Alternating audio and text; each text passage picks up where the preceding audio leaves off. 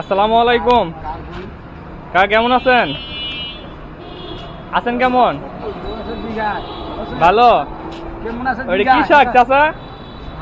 কি শাক এগুলা? কলমি শাক। এইগুলা কি কিনে আনছেন নাকি টুকাই আনছেন? টুকাই নিয়ে আসছেন। কতগুলো আছে এখানে? মানে এখানে 20-22টা আছে। কত করে রাখতেছেন এই শাকগুলা? মানে 2 আটি 15 টাকা।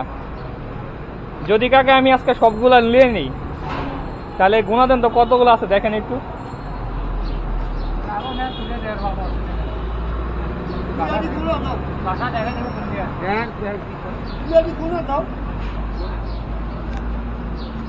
আপনি গুণ ওখানে রাখেন, দেন কয় আটি আছে। চাচা আপনার আটি তো অনেক বড় বড়, এগুলা 15 টাকায় বেচলে 2 আটি পুষায়?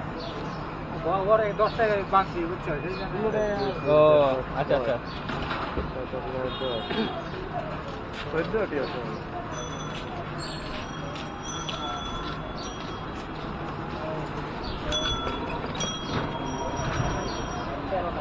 তেরোটা তাহলে তো আপনি 98 টাকা মতন দাম আছে, ধরেন 100 টাকায়। কারণ আমি যদি এগুলো নিয়ে যাই কিসে করে নিবো আমি এতগুলো শাক? ব্যাগে আটবো। চাচা ছেলে মেয়ে আছে নাকি চাচা? কয়জন ছেলে মেয়ে? ছেলেরা কি সাথেই থাকে? চাকরি করে? আপনার সাথে থাকে না? তাহলে তো এই দিকটা ভালো, কারণ এই বয়সে বাবা মার সাথে থাকে, অনেকেই থাকে না, ঠিক না দাদা? তাহলে ওই হিসাবে আল্লাহ পাক আপনারা যথেষ্ট পরিমাণ ভালো রাখছে। এরকম শাক বিক্রি করে আপনার কেমন টাকা ইনকাম আছে দাদা? ওই সময় গেলি কাটান আর কি এগুলো বিক্রি করে।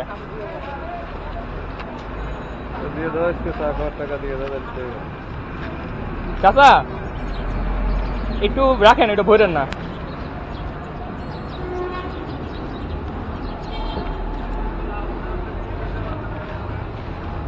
এটা একটা ধরেন একটু চাচা। এগুলি তো মনে করেন আমি নিয়ে নিলাম, ঠিক না? এইগুলি আমার লাগবো না, বুঝছেন? আপনার দেখা আমার মনে হইলো যে এই চাচার লগে একটু কথা বলা আমার দরকার। আপনি যে টাকাটা দিলাম এটা মনে করেন চা হিসাবে নেন, আর বাতি জ্বালে একটু দোয়া করবেন, এর বেশি কিছু দরকার নাই। আল্লাহর কাছে একটু দোয়া করেন যে বাতের শরীরটা ভালো রাখে। আর আপনি এইগুলি অস্তে অস্তে বিক্রি করেন, এখন তার লস হওয়ার চিন্তা ভাবনা নাই।